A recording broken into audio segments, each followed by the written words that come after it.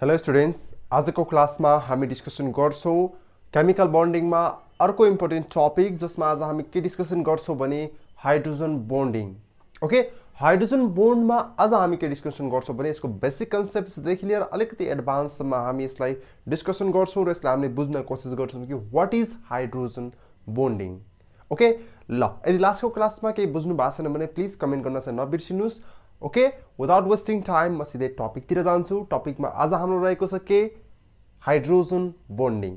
Okay, ल यदि pain र कपी तपाईहरुको अगाडि छैन भने प्लिज पेन र कपी पनि अगाडि चाहिँ राख्नुस् है।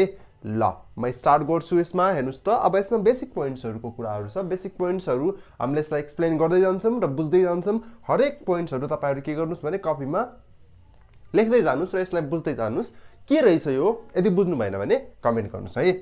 ल हाइड्रोजन बन्डिङ भने कस्तो बन्डिङ हो भने it is an electrostatic attractive force है। फेरि बुझ्न कोसिस गरौँ। The hydrogen bond is an electrostatic attractive force between covalently bonded hydrogen atom of one molecules and an electronegative atom of another। भनेपछि हाइड्रोजन बन्डिङ को दुईटा कन्डिसन छ। यसमा के छ भने एउटा मोलिक्युल्स के हुनु पर्यो भने hydrogen atom of one molecules एउटा हुनु पर्यो र अर्को के हुनु पर्यो भने इलेक्ट्रोनेगेटिभ हुनु पर्यो। जस्तै कुनै एउटा केसमा हामीले के गर्यो भने HF बनायो हामीले हैन, भनेपछि एउटा के छ भने इलेक्ट्रोनेगेटिभ छ। जस्तै H2O बनायो हामीले भनेपछि एउटा के छ हाम्रो त्यसमा इलेक्ट्रोनेगेटिभ छ। अक्सिजन अभियसली त्यहाँ के छ भने इलेक्ट्रोनेगेटिभ छ, त्यसमा बढी नै छ हाइड्रोजन भन्दा है। Covalently bonded hydrogen atom of one molecules and electronegative of another molecules, यसरी हामीले हेर्न सक्छौं। यो कस्तो हो भने एउटा स्पेशल टाइपको जुन हामीले डाइपोल मोमेन्ट पढ्दाखेरि पढाएको थियौं, स्पेशल टाइपको के हो भने एउटा डाइपोल डाइपोल फोर्स हो है। दुईटाको बीचमा पोलारिटी डेभलप गराउने एउटा फोर्स हो यो चाहिँ। जस्तै प्लस र माइनस डेभलप हुन्छ भने त्यसलाई यसमा हेर्नुस् त, यहाँ माइनस डेभलप यहाँ प्लस डेभलप भइरहेछ, यहाँ पनि के भइरहेछ, यहाँ पनि के हुन्छ भने जस्तै हाइड्रोजनमा वाटरमा हेर्नुस् है, वाटरमा के हुन्छ भने अक्सिजनमा पार्शियल नेगेटिभ चार्ज डेभलप हुन्छ र हाइड्रोजनमा हाम्रो के हुन्छ भने पार्शियल पोजिटिभ चार्ज डेभलप हुन्छ। त्यसको रिजन के हो भने यसमा डाइपोल डाइपोल इन्टरेक्सनको कारणले गर्दाखेरि यो कन्डिसनमा के हुन्छ भने पार्शियल प्लस र पार्शियल माइनस चार्जको डेभलप हुन्छ, राइट। अब हेर्नुस् त अर्को कुरा, in hydrogen bonding electropositive atom is hydrogen. Interesting कुरा छ यसमा।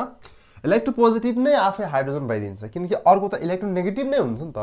किनकि जस्तै हामीले नाइट्रोजनसँग रिएक्सन गराइरहेछौँ भने योमा नाइट्रोजन चाहिँ के हुन्छ, नाइट्रोजन इलेक्ट्रोनेगेटिभ हुन्छ नि त हैन। हाइड्रोजन आफू के हुन्छ भने इलेक्ट्रोपोजिटिभ हुन्छ, यो कुरा पनि ख्याल गर्नु पर्यो हामीले। अब अर्को के छ भने size of electronegativity atoms should be smaller for hydrogen bonding up to second पिरियडमा है।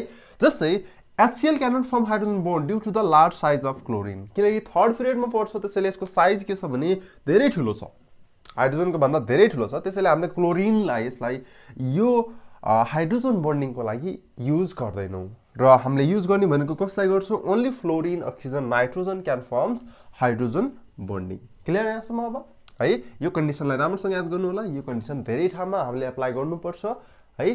क्लोरिनको केसमा हामीले किन राख्दैनौं, किनकि यो थर्ड पिरियडमा पर्छ, यसको साइज के हुन्छ भने लार्जर साइज हुन्छ क्लोरिनको। त्यसै कारणले गर्दाखेरि हामीले के गर्छौं, यसलाई हाइड्रोजन बन्डिङमा युज गर्दैनौं हामीले, ठीक छ। ल अब त्यसपछि के छ भने यसको टाइप्सहरु छ। टाइप्समा हामीले के पढ्छौं भने टाइप्स कस्तो छ त है, इंटरमोलिकुलर इंट्रामोलिकुलर। हामीले सुनेकै नामहरु हुन्छ intermolecular and intramolecular hydrogen bonding.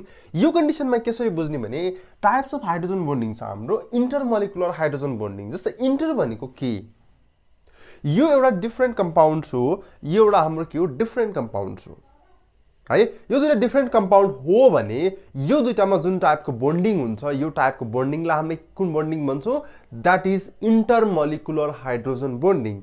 यति सेम टाइपको कम्पाउन्ड छ, सेम एउटै कम्पाउन्डमा बन्डिङ भइरहेछ भने त्यसलाई हामीले के भन्छौं, इंट्रामोलिकुलर हाइड्रोजन बन्डिङ भन्छौं। फर एक्जाम्पलको लागि वाटर मोलिकुल्समा हाम्रो के हुन्छ भने H बन्डिङ इन वाटर हामीले देखाउन सक्छौं। एन्ड अगेन नेक्स्टमा हामीले के देखाउन सक्छौं भने HF एन्ड NH3 मा हामीले के देखाउन सक्छौं भने hydrogen bonding intermolecular hydrogen bonding हामीले यसमा देखाउन सक्छौं एकदमै राम्रोसँग। अब कसरी फर्मेसन हुन्छ भने form between two molecules of same और डिफरेन्ट सब्स्टान्सेस। सेम कम्पाउन्डमा पनि हुन सक्छ, सेम मोलिकुल्समा पनि हुन सक्छ, डिफरेन्ट कम्पाउन्ड्समा पनि यो चाहिँ के हुन सक्छ भने स्टार्ट हुन सक्छ। एक्जाम्पलको लागि hydrogen bond between HF and NH3. And next one is intermolecular hydrogen bonding usually increases the melting point, boiling point, viscosity, surface tension, solubility, etc. यो सबै कुरा के हुन्छ भने intermolecular hydrogen bonding मा increase हुँदै जान्छ. And next मा हाम्रो के रहेको छ intramolecular hydrogen bonding. What is intramolecular hydrogen bonding?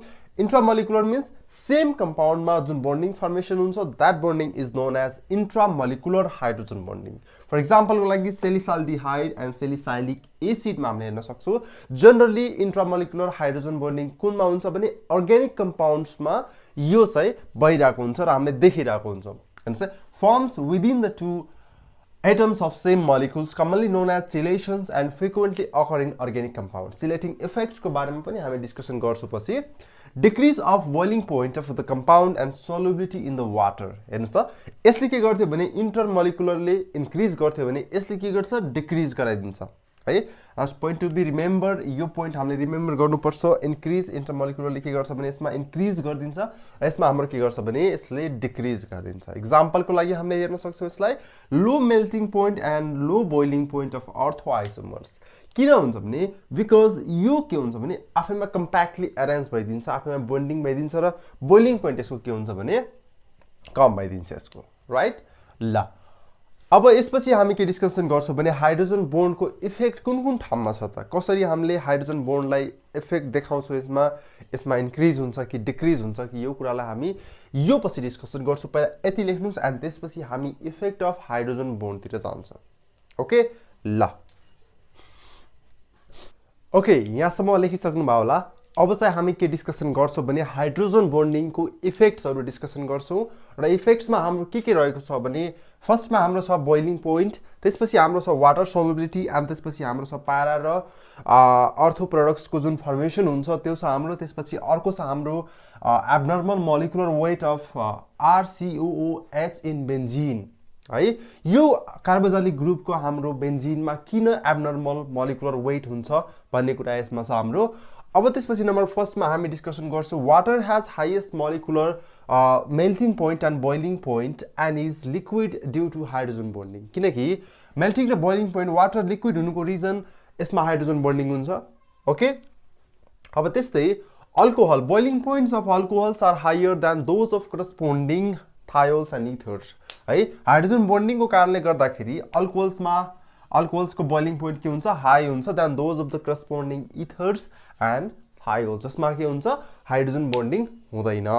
Okay ल त्यसपछि high boiling point of polyhydric alcohols is due to hydrogen bonding है. सिम्पल कुरा छ हाम्रो यसमा सबैमा हाइड्रोजन बन्डिङकै कारणले गर्दाखेरि के इफेक्ट्स देखिनु पर्ने नदेखिनु पर्ने सबै कारण के हुन्छ यसमा अब हाइड्रोजन बन्ड नै हुन्छ. ओके त्यसपछि हाम्रो के छ water solubility. Intermolecular hydrogen bonding increases solubility. इंटरले के गर्छ सोल्युबिलिटी बढाइदिन्छ, इंट्राले के गर्छ सोल्युबिलिटी घटाइदिन्छ इन वाटर. ठीक छ. वाटरमा हाम्रो के छ भने इंटर र इंट्राको कन्सेप्ट बुझ्नुस्. इंटरमोलिकुलरले हाइड्रोजन बन्डिङमा यसले के गर्छ भने सोल्युबिलिटीलाई घटाइदिन्छ र सोल्युबिलिटी बढाउने का यसले के गर्छ सोल्युबिलिटी बढाइदिन्छ. इंट्रामोलिकुलरले के गर्छ भने सोल्युबिलिटीलाई घटाइदिन्छ वाटरमा. जस्तै एक्जाम्पलको लागि ROH RNH2 यो सबै हाम्रो के छ भने are soluble in water due to the formation of hydrogen bonding. Okay ल नेक्स्टमा हाम्रो के छ भने नम्बर 3 मा formation of ortho and para products due to the electrophilic substitution reaction. Okay ब्रोमिनेसनमा हामीले के गर्यो भने नाइट्रेसन गर्दाखेरि हाम्रो के छ माइनर र मेजर प्रोडक्टको फर्मेसन भइराछ. हाम्रो यो सबै के छ भने ब्रोमिनेसन जुन हामीले गरिरहेको छौं नाइट्रेसन गर्यो र यो हाम्रो के अर्थो र प्यारा सब्स्टिट्युटेड प्रोडक्टको फर्मेसन भयो र यसमा के छ भने हाइड्रोजन बन्डिङ पोसिबल छैन. ओके ल त्यस्तै अर्को के छ भने हाम्रो यसमा ड्यू टु हाइड्रोजन बन्डिङ यसमा अर्थो पोजिसनमा के छ भने यदि हामीले फिनोललाई राख्यो भने यसमा हाइड्रोजन बन्डिङ के छ यसमा पोसिबल छ नि किनकि इंट्रामोलिकुलर हाइड्रोजन बन्डिङ भइराछ यसमा due to the hydrogen bonding.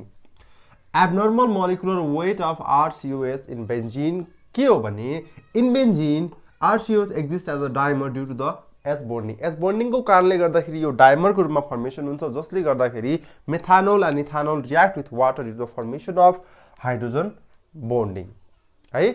ल यसमा हाम्रो इफेक्ट्सहरू यति नै छ। इफेक्ट्समा यति पढ्नु होला, योभन्दा पनि अझै धेरैहरू छन्, बुक प्रिफर गर्नु होला र यति पढेपछि तपाईँहरूलाई सायद पुग्छ होला। योभन्दा धेरै चाहिँ तपाईँहरूले पढ्नु पर्दैन। यदि केही बुझ्नु भएको छैन भने प्लिज कमेन्ट गर्न चाहिँ नबिर्सिनुहोस्। ओके, भिडियो राम्रो लाग्छ भने भिडियोलाई सेयर पनि गरिदिनुहोस्। च्यानललाई सब्सक्राइब गर्नु भएको छैन भने च्यानललाई सब्सक्राइब पनि गरिदिनुहोस्। ओके, आजलाई म यति नै गर्छु। नेक्स्ट क्लासमा म नेक्स्ट टपिक लिएर आउने नै छु। आजको लागि यति नै। Thank you very much and stay safe.